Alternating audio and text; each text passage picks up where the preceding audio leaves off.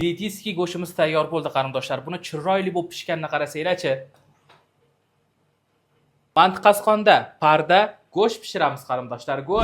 Go'shtlarni terib chiqamiz. Bay. Qo'rilmasa bo'ldi, dietskiy bo'lib ketaveradi. Shunaqa dieta qilganimdan mana shunaqa katta bo'lib ketganman qarindoshlar. Dietskiy go'shtlarni pishishga jo'natamiz. Ana endi kutish qoldi xolos. Parda pishgan dietskiy go'shtimiz tayyor bo'ldi qarindoshlar. Buni chiroyli bo'lib pishganini qarasanglar-chi. Tayyor go'shtni olamiz, mapga qo'yamiz va endi eng asosiy joyi, degustatsiya joyi qarindoshlar. Ko'rinishidan voy pishmagan bo'lsa kerak deb o'ylagan bo'lsanglar adashasizlar. Zo'r pishibdi. Marinovkasi bilan shunaqa zo'r ketyapti.